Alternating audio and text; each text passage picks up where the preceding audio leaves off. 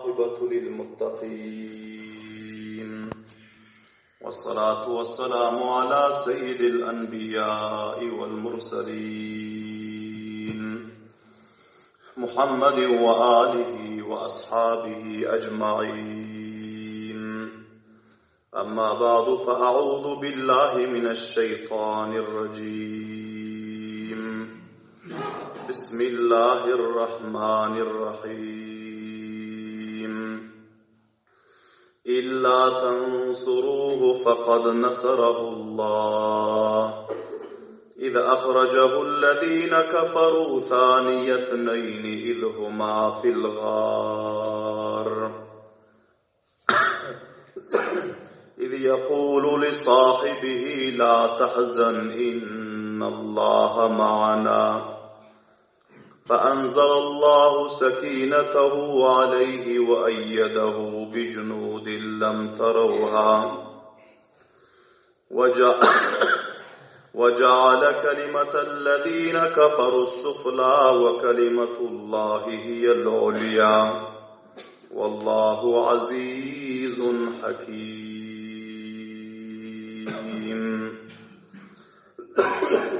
صدق الله مولانا العظيم. وقال رسول الله صلى الله عليه وسلم لأبي بكر لا تعجل لعل الله أن يجعل لك صاحبا وصدق رسوله النبي الكريم الأمين.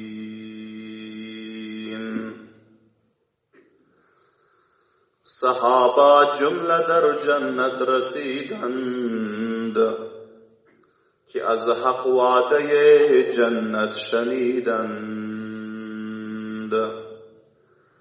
شنیدم چند کسان بدگویشانند ولی آن صاحبان قرآن ندیدند. چراغ مسجد و محراب و منبر ابو بکر و عمر و عثمان و حیدر. محمد مصطفی را یار و یاور ابو بکر و عمر و عثمان و حیدر. سرم خاک رہی ہر چار سرور ابو بکر و عمر و عثمان و حیدر. تمام حاضرین مجلستن و اجتکوچ مخلص متدین مسلمان برادرلردن خواهشت یون اخلاص بلن بر مرتبه درود شریف و قیسان. اللهم صل على محمد وعلى آل محمد كما صليت على إبراهيم وعلى آل إبراهيم إنك حميد مجيد. اللهم بارك على محمد وعلى آل محمد كما باركت على إبراهيم وعلى آل إبراهيم إنك حميد مجيد. عزیز قدر لے حرمت لے مخلص متدین مسلمان برادرلر بل مجلس دا حضورلرمزدا تاریخ اسلام و سیرت ابو بکر صدیق رضی اللہ تعالی عنہنن altılence bakışı huzurlarımızda beyan olmalı. Ve bu beyanımızın mevzu ve invanı Hazreti Ebu Bekir Sıddık radıyallahu teala anhunun hicret etmekliğe Peygamber sallallahu aleyhi ve sellem bilen ve Peygamber sallallahu aleyhi ve sellemin hicretlerinde kançaha bunların veren kurbanlığı, eden hizmetleri, canisarlıkları, fidakarlıkları, vefadarlıkları arasında beyan olmalı. Kablen eşittiniz ki Hazreti Ebu Bekir Sıddık radıyallahu teala anhu iptidai İslam'dan Müslüman olundan son ta hicretin vaktine çelliğin takriben 13 yılla Peygamber sallallahu aleyhi ve sellemin alıp gelen şeriatı için, dini mukaddesi İslam için, i'lâ-i kelimetullah için Peygamber sallallahu aleyhi ve sellemin hizmeti için onlar köp bela kurbanlıklar verdiler. Köp vafadarlıklar görkezdiler. Sermayelerini masraf ettiler. 40 ming tilla, 40 ming tenge bunların nakta sermayesi vardı. Ve başka mali aruzları, ticareti amvalları nihayet kântı. 4 bezzazi dükkanı vardı. Şuların hemmesini zarfı 13 yılın içinde masivayı 5.000 tenge. 5.000 tengeden başka aksari sermayelerini zarfı 13 yıl Mekki zindeganlıkta bularının özü Peygamber sallallahu aleyhi ve sellem'e masraf ettiler. Subhanallah diyeyim avazi bilen. Vakti ki sahabe-i kiramlar kafirlerin zulmünden yana bizara gelip Mekke-i Mukarreme'den hicret etmeye başladılar.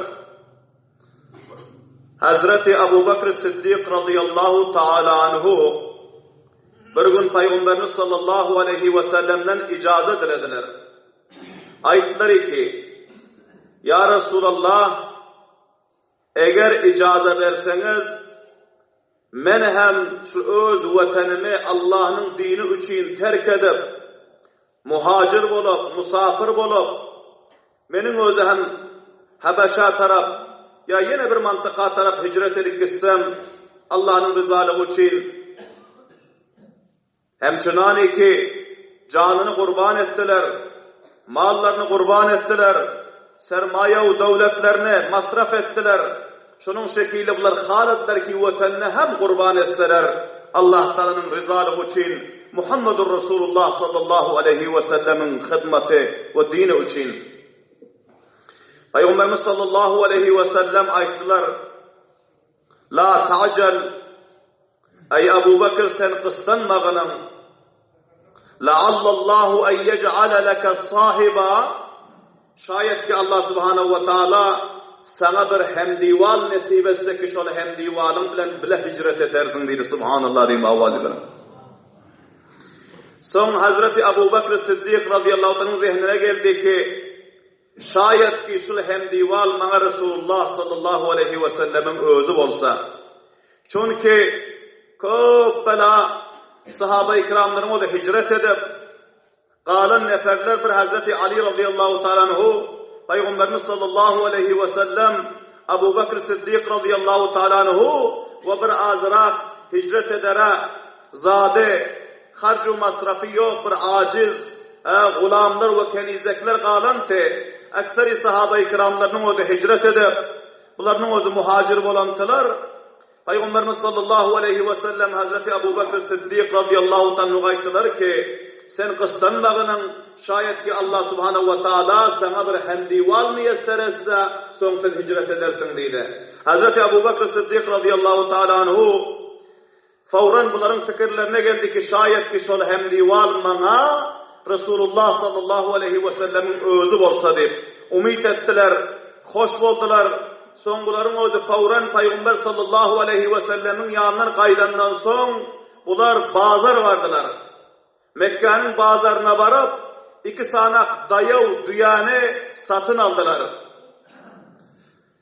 Sahibi İbn Kesir rahimahullah el-Bidaye ve Nihayede nakleden ki bunların özü 2 düyanı 800 tenge satın aldılar. 400 tengeden her bir düyanı.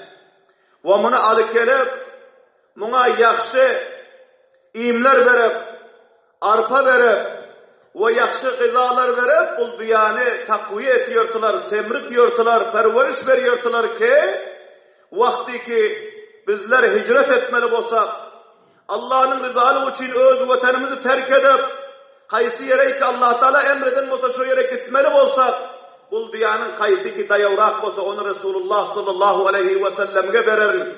Resulullah sallallahu aleyhi ve sellem ona mindirer ve zayıfrağını özüm alır, fesrağın deyip şu niyette 2 diyanı Hazreti Ebu Bekir Siddiq radıyallahu anh satın alıp bakmana başladılar. Subhanallah diyeyim bağvacı bilen.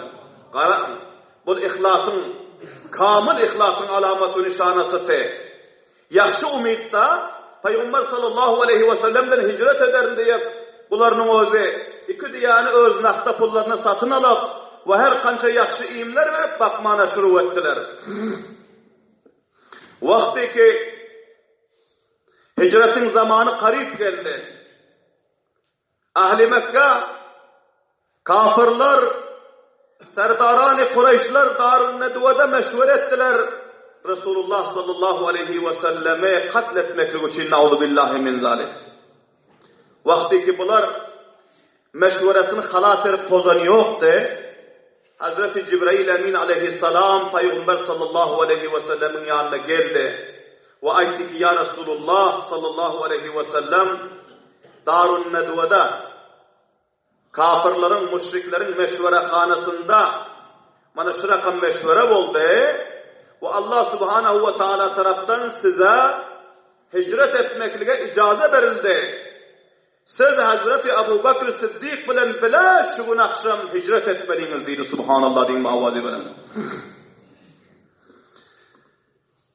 Vakti ki Peygamber sallallahu aleyhi ve sellem Günertan'ın ıssısında bu haberi Hazreti Cibril Emin aleyhisselam'dan işittiler. Hazreti Ayşe Sıddıka radıyallahu teala anha enemiz rivayet ediyorlar. Bir gün Günertan ara bizler atamızın yanında oturttuk diyor. Men ve menin kette doğanım Esma binti Ebi Bekir. Atamız üçümüz bir divalda oturttuk diyor. Son işik de kulbap oldu. Dervezenin işi kakıldı. Barık görse Resulullah sallallahu aleyhi ve sellem ekendi. Son atamız haber bulundan son ayttılar ki Peygamber sallallahu aleyhi ve sellem hemişe bu vakta bizinka gelen yoktu. Her pilla gelseler ertirin vaktinde geliyordu. Ya akşamın vaktinde geliyordu. Günertan ıssıda hiç pilla gelen yoktu. Şayet ki kaysı bir hadise ruh veren olsa, kaysı bir müşkül piş olan olsa, barın aydın gelsin işini açın dediler. Dervezanı açtılar. Peygamber sallallahu aleyhi ve sellem dahil oldu. Hazreti Ebu Bekir Sıddık radıyallahu anh'ın istikbalına çıktılar. Bile görüşüp bunları alıp geldiler. Hazreti Ayşe enemiz aytıyor ki Hazreti Ebu Bekir Sıddık radıyallahu anh'u öz mencelerinin üstünde oturttular. Mencelerinin üstünden düşüp peygamberlerinin oturan cayından cay verdiler diye subhanallah diyeyim avazi bana. Ana bu ihtiram diliyor, izzet diliyor, muhabbet diliyor, mehribanlık diliyor. Peygamber sallallahu aleyhi ve selleme mencalin üstünde öz oturan yerlerinde oturduk koydular. O son özleri aşağıda ihtiram bilen oturdular. O son ayetler ki ya Resulallah hala hava sonrasının son ayetler ki hayriyetlik mi? Bugün ertanın ıssısında gelipsiniz. Eğer haber etseniz men ölüm sizin yanınıza barartım deydi. Subhanallah diyeyim bağvazı benim. Son Peygamberimiz sallallahu aleyhi ve sellem ayettiler ki şu yanındaki iki nefer taşar çıkarsan deydi. Hazreti Ebu Bekir Sıddık radıyallahu anh ayettiler ki bu ikisi menin ahlim, menin kısancak kızım Hazreti Ayşe bilen Hazreti Esma buluyor. Ahli ahluka ya Resulallah. Menin ahlim sizin ahliniz, sizin razınızın menin ahlim hiç kime paş etmiyor dedi. Subhanallah diyeyim avazi veren. Bir gram ayrı verin dedi. Gerçi bunlar maydacık kız olsa hem, maydacık perzent olsa hem, bizlerin ayrışan razımızı, sarımızı taşarlar hiç kime paş etmez. Buna her kança etimat edin dedi. Subhanallah diyeyim avazi veren. Son Peygamberimiz sallallahu aleyhi ve sellem ayettiler. İnna Allaha kad adina li fil huruci vel hicra. Allah subhanahu ve taala bana icazet verdi. Mekke'ni terk edip çıkmaklığa ve hicret etmekliğe bana icazet verildi dedi. Son Hazreti Ebu Bekir Sıddık radıyallahu taala anhu aytiyorlar ki فَقَالَ Ebu Bekir'in Es-suhbetu ya Resulallah. Ya Resulallah bana hem dival olmakla icazet verildi mi? Peygamberimiz sallallahu aleyhi ve sellem ayetler kâle es-suhbe senin hem dival olmakla icazet verildi değil. Subhanallah değil. Hazreti Ayşe enemiz ayetiyor ki men şu adacık ömrün içinde hala çelliğin hoşluğundan yana ağlan adamı görem yoktum diye. Hoşluğundan yana. Ama avvaleyin mertebede atamı gördüm ki atam hoşluktan yana endamına derze gelip begelip ağlamana başladılar diye. Subhanallah diyeyim avvaleyin. Bu muhabbete garan, bu ihlasa garan. Gerçi vatan terk edip gitmeli. Gerçi ahli avlatlar taşlak gitmeli. Sever ayarını taşlak gitmeli. Zindagini taşlak gitmeli. Mal devletini taşlak gitmeli. Göbek kanın daman her kança mahbub görüyon cayını havlini taşlak gitmeli. Lekin bunların hiç kayısı gözüne görünen yok. Resulullah bilen bile gideceğine, hemsafar olacağına, yoldaş olacağına beğenip ağlıyorlar diye. Subhanallah diyeyim bağvali benim. Ve son Peygamberimiz sallallahu aleyhi ve sellem'e Hazreti Ebu Bekir Sıddık radıyallahu anh aytlar ki ya Resulallah iki sanak duyanı hem men şu umidde al koyuptum ki Allah subhanahu ve taala sizin hem divalınız bana nasip etse ikimiz bile men iki ders deyip al koyuptum. İki tane savari mende var dedi. Peygamberimiz sallallahu aleyhi ve sellem aytlar ki kança alan bolsan birinin kıymetini men bercek dedi. Men öz mincek savarimin kıymetini özüm bercek dedi. Hazreti Ebu Bekir Sıddık radıyallahu anh aytlar ki ya Resulullah ben taraftan bahşiş dedi. 800 tenge aldım. Her kaysını 400 tengeden. Ama ben sizin için aldım. Sizin milletiniz için aldım. Şol cihetten men taraftan sana bahşiş dedi. Subhanallah diyeyim bağvacı bana. Peygamberimiz sallallahu aleyhi ve sellem bilen bir yerde meşhurani biriktirdiler. Giyeceğinin bir hissesinde, avval hissesinde Peygamber sallallahu aleyhi ve sellem Hazreti Ebu Bekir Sıddık radıyallahu anh'a ayttılar ki men seninke gelir ve şuradan son bile çıkıp giderse kaysı taraftan gitmeli olsa. Peygamber sallallahu aleyhi ve sellem şu gibi ayrıştılar o. Peygamberlerimiz vafat üylerine kayıttılar. Peygamberimiz sallallahu aleyhi ve sellemin siretinde tefsili beyan ettik onu eşittiniz. Kebul hicretin vakıasını. Ama benim hedefim, maksadım Hazreti Ebu Bekir Sıddık radıyallahu anhu'nun dini İslam'a, Peygamber sallallahu aleyhi ve sellem'e her müşkül halatlarda himayet edenin, hemkarlık edenin, kurbanlık verenin, vefadarlık verenin vakıasını beyan etmeklik hedefimiz. Peygamber sallallahu aleyhi ve sellem akşam caylarına Hazreti Ali radıyallahu ta'ala anhu'nu mencelerinin üstünde yatırıp bu öz mübarek çadırların üstlerine yapıp verip kayıttılar. Gecenin yarımında kafirler gelip masır etti. Peygamber sallallahu aleyhi ve sellemin uyunun taşını. Peygamberlerimiz seher kurup Hane-i Kabe varıp namaz okuyordular. Şu vakta uyundan çıkan pillasında katledersin bunu deyip nauzubillah. Şu niyette kafirlerin özü masır edipti. Ama Peygamberimiz sallallahu aleyhi ve sellem ondan evvel Hazreti Ali radıyallahu anh'a aytları ki sana hiçbir müşkül olmuyor. Allah Teala seni hifazet etmeli. Sen benim cayimde yatkının, merdimin amanatlarını eyyelerine tapşırgının, ve son senin özün, benim ahillerimi alıp bargının benim izimden deyip tamam tavsiyeleri edip, gece Hazreti Ebu Bekir Sıddık radıyallahu anh'ın uyuna geldiler Peygamberimiz sallallahu aleyhi ve sellem. Ona şellin Hazreti Ebu Bekir Sıddık radıyallahu anh'ın eden hizmetlerine karanlık teveccüh olun. Abdullah ibn Uraykit diyor ki, Hazreti Ebu Bekir Sıddık radıyallahu anh'ın bir hizmetkarı ama halaça Müslüman olan yoktu, lakin bir etimadi neferdi. Hiç billasında bunların razını merdime paşıdan yoktu.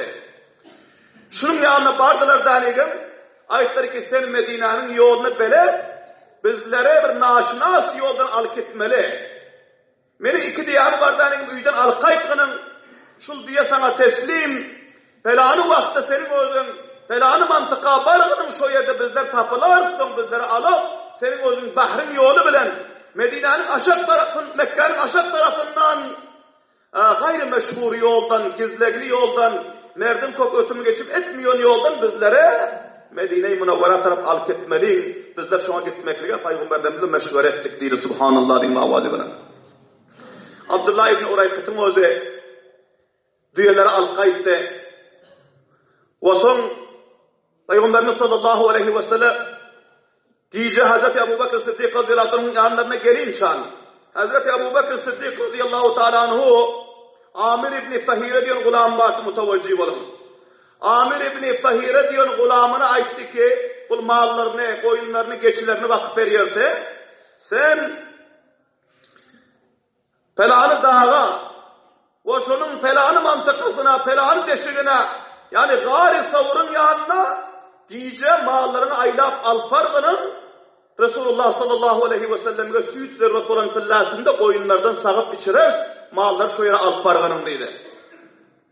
Vakti ki bizler hareket etsek, bizlerin izimizden hem malları bir sefer aylak kaytkının ta ki bizlerin ayak izlerimiz, yok olur yanak, yeter yanak deydi. Amir İbni Fahir'e bu vazifani verdi. Son Hazreti Abdullah İbni Abi Bekir bir yaş oğlu vardı, nevcevan oğlu.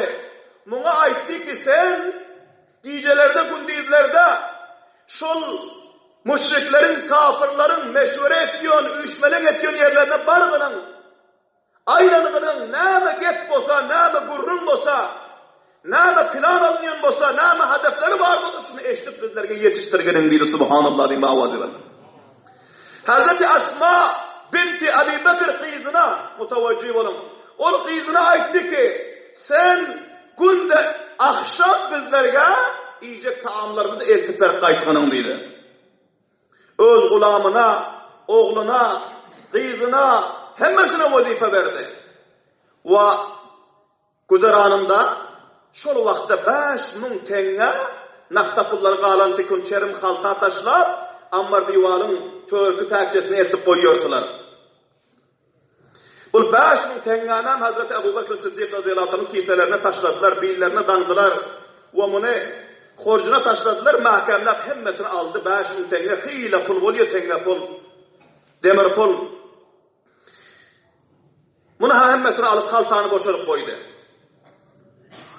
Hazreti Asma radıyallahu ta'ala anha sahal akliyetten kettece kızları te ve bunların özü ayetleri ki atacan üye hiçlat koymadınız, ayetleri ki üye Allah ve onun Resulünün muhabbetini koyup arıyor, Allah Teala'nın ölçüleri khar koymaz dedi. Ben bu harcı masrafları ölüm için alamıyor. Allah'ın rızalığı için, Allah'ın Peygamberi Muhammedur Resulullah'ın harcı masrafı için alıp varıyor. Şol cihetten kızcağızım var hata olmağının. Eğer atam Abu Kahafa Osman İbni Amr'ımız var hata olsa ona hem ödün tesella vergenin, başkalarına hem ödün tesella vergenin diye bunların özü nakta pulları hem öz yanlarına aldılar, uyda burruken nakta pulu hem koymadı. Peygamber sallallahu aleyhi ve sellem geldiler, diyeceğinin bir hissesinde İşitten çıkman arka tarafından havullarının bir derecesi vardı. Şu dereceden Peygamberimiz sallallahu aleyhi ve sellem'den Hazreti Ebu Bekir Siddiq radıyallahu anh'ın ikisi çıkıp gittiler. Ve bunların orada piyade hareket ettiler. Mekke'nin aşağı tarafına, Gari Savur tarafa hareket ettiler. Bilahira dağlardan, dağışların üstlerinden yürüyüp Peygamber sallallahu aleyhi ve sellem'in na'leyn-i mübarekeynleri tasması üzüldü. Peygamberlerimizin ayağından çepler düştü. Peygamberlerimiz ellerini çeplerini alıp Hz. Ebu Bekir Siddiq radıyallahu anh bilen hareket ettiler. Bazı mantıkalarda ayaklarının ökçesini götürüp pencereleriyle yürüyordu ki kafirler yine izlerimizden takip etmesin diye. Böyle ahira Hz. Ebu Bekir Siddiq radıyallahu anh gördüler ki Peygamber sallallahu aleyhi ve sellemin çepleri üzülen. Hz. Ebu Bekir Siddiq radıyallahu anh'ın öz ayaklarında hem çepli yok. İkisi hem ayak yalanaç. Çepleri üzülü kaldı. Böyle ahira gördü ki Peygamberlerimizin ayağı kan aptır, zahmi oluptur dağıştı gibi. Şol arada dağın aşağına yetişiptiler. Kança 100 fut dağın belentliği de şol Gari Savur'a var insan. Şimdi şu yerden imedeklap çıkmalı oldular. Hz. Ebu Bekir Siddiq radıyallahu anh dedi ki ya Resulallah sizin ayağınız katı zahmi oluptur. Şimdi kötele çıkmalı. Dağışların üstünden çıkmalı. Ötkür dağışlar var. Sizin ayağınız katı zahmi olun ya Resulallah.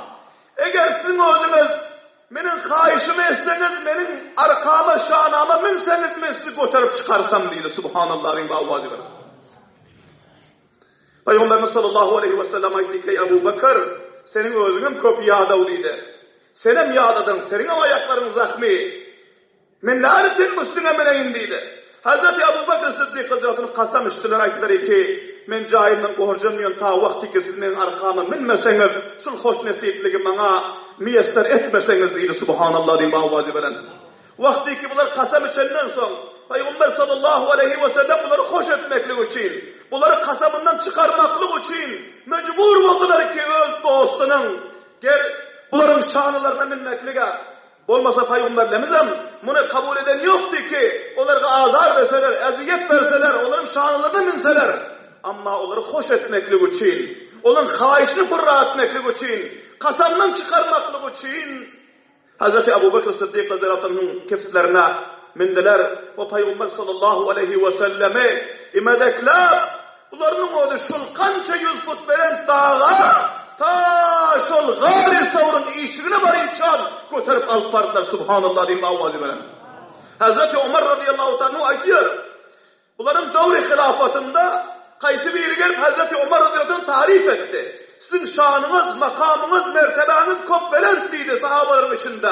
Şeytan sizi kaysi bir koçada görse durup bilmem şu koçadan kaçıyor. Size adalet berkarattınız tamamı cihanda. Hazreti Ebu Bekir Sıddık Hazretleri ayetleri ki meni onça övü oturmam dedi. Ebu Bekir Sıddık eğer bir gecesinin sevabını bir geceyi ki Resulullah'ın kiftine götürüp gari savrun yanına çıkardı ayağını zahmi olan fillasında şu geceki sevabını bana verse ben öz sevabımı ahle avratlarımın sevabını tamam hanevadamın sevabını alıştıracak diye öğürecek diye bana verse diye subhanallah diyeyim bağvazı bana. Şunça Ebu Bekir Sıddık'ın o menden pişti, menden mukaddamdı, menden derecesi belentti, menden göre ziyadarak kurbanlık Resulullah'ın dini için verdiler diye subhanallah diyeyim bağvazı bana. Bilahira Hazreti Ebu Bekir Sıddık radıyallahu ta'ala anhu Peygamberimiz sallallahu aleyhi ve sellem'in şanalarına götürüp gari savrun işini alpardılar. Ve onun son kuvların eden fidakarlıkları, vefadarlıkları ki ekser insanların elinden bırakan işler gelmiyor. Ekser insan öz canının üstüne yine bir Müslüman biraderini tercih vermiyor. Lakin Ebu Bekir Sıddık radıyallahu anh'ın işk ve muhabbeti Resulullah sallallahu aleyhi ve sellem'e ki ayette vakialarını, siretlerini inşallah silsile huzurlarınızda beyan ederiz. Allah subhanehu ve teala hemmelerimize Ebu Bekir Sıddık radıyallahu anh'ın siretu, savalihu zindagi namalarını sabah almaklığa, öz mahbub peygamberimize ihlas etmekliğe, işk ve muhabbet etmekliğe, sünnetlerini mahkam tutmaklığa, onların dininin bayrağını serbuland etmekliğe, onların getiren Kur'an'a hizmet etmekliğe, mescid-i medreselerden himayet edip, Peygamber sallallahu aleyhi ve sellemin dinine neşru işaat etmekliğe tevfik ve hidayet nasip etsin. Rabbena taqabbal minna inneke entes semiyul alim ve tub aleyna inneke entet tevvabur rahim ve sallallahu teala ala hayri halqihi Muhammedin ve alihi ve ashabihi ecmaîn bi rahmetike ya erhamer rahim.